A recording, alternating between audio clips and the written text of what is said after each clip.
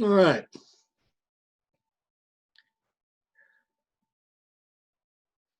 See if we can't get started here.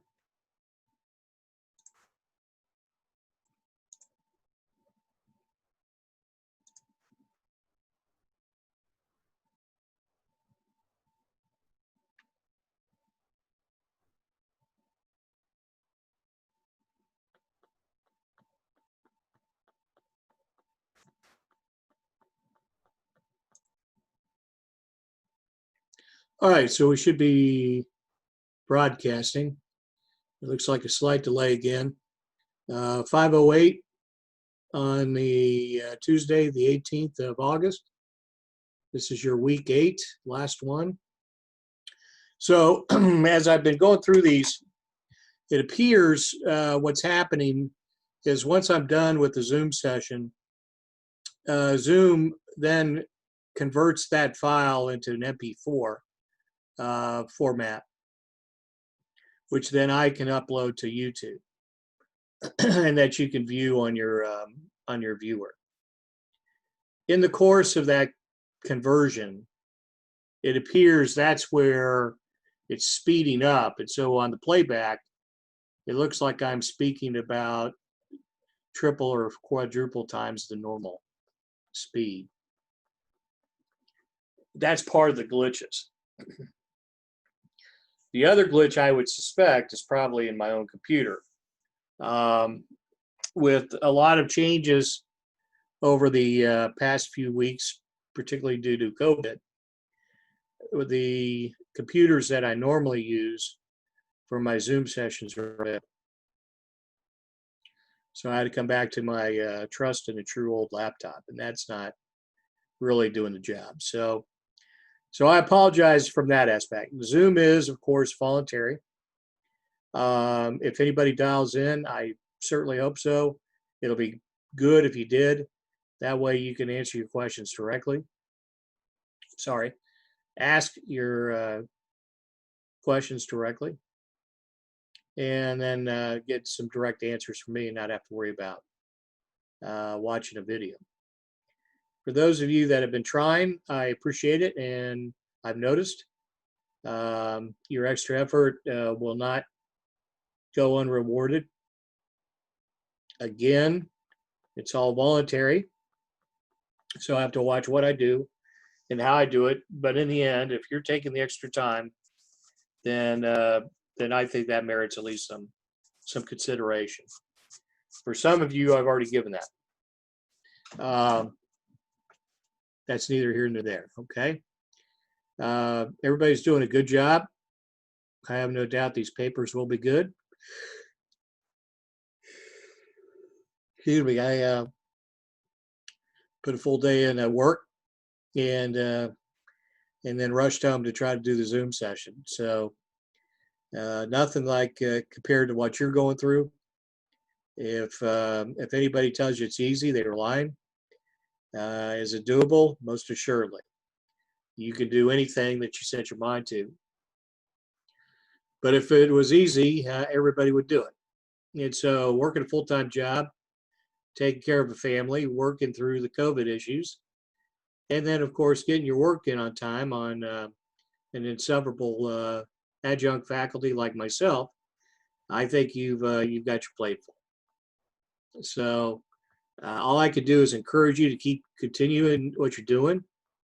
The only way you fail this course, again, is if you do not do the work. If you don't turn anything in and I have nothing with which to grade, that becomes a 0. Conversely, if you turn it in and get it all in, okay, so you may not necessarily get an A, but you'll certainly pass the course. And in the end, it really gets down to what it is that you expect out of your time here at University of Mount Olive.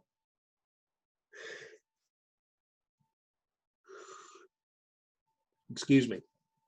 For some of you, it's all about just getting that piece of paper to frame and put up on the wall. This is what we call cooperate to graduate, and you're here to get the degree and move on, and that's fine. That is the reason you go to college in many aspects, is to get the certification, if you will, and recognition of what you've attained. In the end, however, I would suspect that many of you are here to get your money's worth. You're spending money on an education, and that's what you should get, because of education. All right, so we've got both types here. The aspect of getting an education is what I've assumed you all wanted. That's why in this course I've had you push the envelope a little bit. Okay, you've turned in work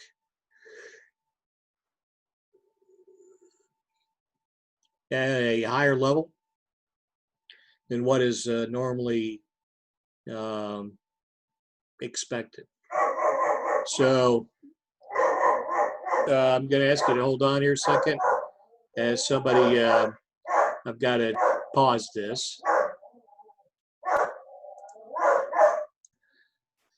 Okay, back. Sorry about that. It was it's 5:16 now. I think I was probably gone for a couple minutes. UPS delivering and my dog going nuts, as is what a dog will normally do. Anyway, so I've lost where I was. So let's just leave it at the aspect that I'm proud of what each and every one of you has achieved. It has been my pleasure to go through these weeks with you. Some of you the whole way, which was phenomenal. And I hope you got something out of it. Believe me, I got more out of you than you got out of me. And your insights, what you saw, what you came up with, your thought processes, individually and collectively, were very impressive. Just encourage you to continue to understand that leadership is lifelong. It entails lifelong learning. The day you stop learning is the day you stop leading. So keep after it in your studies, continue to build that toolbox. And from time to time, come back and let me know how you're doing. And give me some insight into what you've seen and what you've gained. Most assuredly, if it's something that you think that I need to change and or to assist other students, I certainly want to hear it. Okay. All right, so let's check again. Right now, again, looks like just me here, which is fine. The notice that I put in here, I don't know if you saw it on the librarian, has literacy sessions available. There are aspects to do it as a Zoom. Okay. And there's a couple ways we could set this up. One of which is individually. You get with the librarian and work on her schedule. The other is, that's Jackie Hill, that you see the contact info here. Or I could try to set some up if there's enough interest. Since this is our last week in a capstone course, I'm presuming you all are not interested in meeting after the 23rd, which I wouldn't blame you. But who knows? Okay. So let's go down and take a look here at what week 8 entailed. Your forum session, discussion forum, tomorrow is, I want you to think through for a minute. Are you more interested in leading in a nonprofit or a for-profit? Remember, nonprofit is simply a designation by the IRS. Instead of retained earnings going back to your capital investors, to your stockholders, your bondholders, your investment partners. What is left over after reducing expenses should go into the mission of the nonprofit. In other words, earnings above costs are not to go in the form of wages or in the form of stock, dividends, and the like. Regardless of what organization you're in, you must make more than you're paying out. And a lot of people get tripped up on this and think a not-for-profit can operate at a loss. No organization can operate at a loss and stay in business. I take that back. I guess the U.S. Postal Service can operate at a loss and stay in business. But that's a unique circumstance and obviously subject to 435 opinions on how best to run it. So no wonder it's a little bit of a mess. With all that said, excuse me, we typically look at not-for-profit as a little bit more altruistic, which is fine. You know, there is a lot of very solid organizations out there that are not-for-profit. I can also say there's some out there that are worthless. Wounded Warrior Project for a while got in some big trouble, spending a lot of the revenue they were bringing in that's supposed to ostensibly help wounded warriors was going to fund a pretty nice lifestyle and a nice party out at Colorado Springs and some other little, I don't know, quirks and perks of having sitting on top of some money. I think as humans, we're all have our failings. We're all subject to temptation, just as much as any other person. But I think you need to watch it more in the not-for-profit. Charity Watch does a very good job. I hesitate to speak ill of any nonprofit, to include Wounded Warrior, although I just did. They seem to have changed a lot, so they may have turned it around. I take a look at Charity Watch. I tend to look a lot at how much the organization will put into its mission, how much it holds back on administrative costs, how much it spends on advertising and fundraising. If I think it spends more of its time on fundraising than it does on its mission, then I don't tend to support it. But I guess it all comes down, I don't guess, it all comes down to what you think and what is important to you. So I will not speak ill of any nonprofit. If asked, I tend to tell people what I donate to or have respect for. I certainly have respect for the Salvation Army and have always just watching how they operate. Okay, but this gets into a little bit more of an analysis on your part. I want to see some cognitive thought. Okay, cognitive, not affective. Okay, affective meaning emotional. And see where you go with it. Okay. All right, then in your written assignment that you're going to do an evaluation. Okay. Remember in LDR 340, you learned case study method. Okay. Problem, diagnosis, decision, or an evaluation, right? You pick the protagonist. You identify which of the three you're going to use in your analysis. And then you drive on from there using the framework that the case study method told you.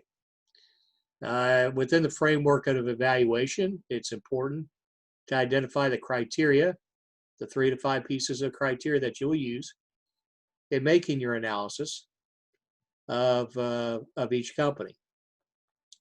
So for example, if we're going to analyze each company and figure out what is the good, the bad, the ugly, okay, we'll play on the movie there. In doing an evaluation, what would be some criteria we could use? Well, you've already gone through it, okay? Does both company approach decision making? Does each company motivate their employees? Does each company have to embrace change? Does each company have to train its entry level? So you've got a bunch there that you could pick, okay, and then go through it. On the decision-making piece, that becomes a little interesting because that's a very broad category. So you might limit it on decision-making of new opportunities or something along those lines, okay? All right. Okay, just checking here. I got somebody texting in. Okay. All right. So a lot of things you can do playing around there. Tomorrow, I plan to respond and get that into you so that you've got it. I hope you've noticed that when I make a response on the discussion forum, I also provide you the feedback on the weekly assignment. Okay. Some academic points to consider. Okay, your final project research paper is should be very simple. You've been working each chapter each week. Very impressed with your efforts. At this point now, you should develop your introduction paragraph, bring in your 5 chapters, and then wrap it up nice and neatly with a conclusion paragraph. Okay. Don't make the introduction of your chapter 1 the introduction to your paper. Okay, your chapter 1 introduction is your chapter 1 introduction. Okay, so I keep telling you, you have to add an introduction and a conclusion paragraph, and then put your 5 chapters in the middle as part of the sandwich. I'm very excited to read what you come up with. I know you spent a lot of time on it. I will read your papers 3 times, grade them by Wednesday. That will allow you an opportunity to see your grades from Wednesday to about noon on Thursday. And then I must turn in your grades as final by Thursday. Okay. Let's take a look here at the grade book.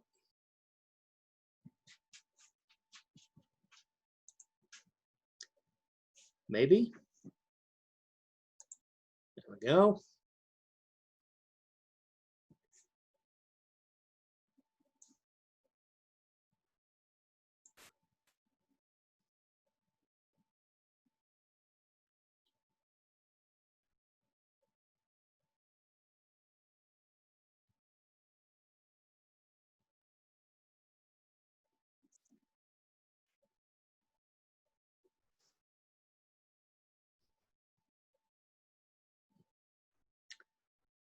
Yeah, we're just waiting for the computer to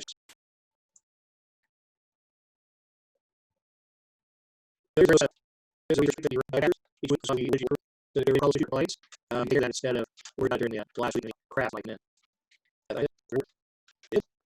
So see what's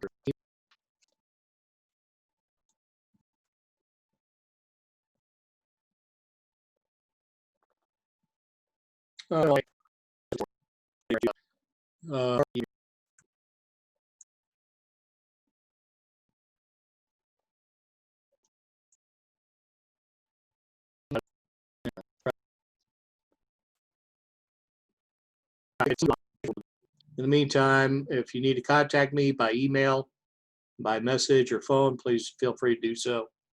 Otherwise, just keep doing what you're doing, and I wish you the best of luck. Take care.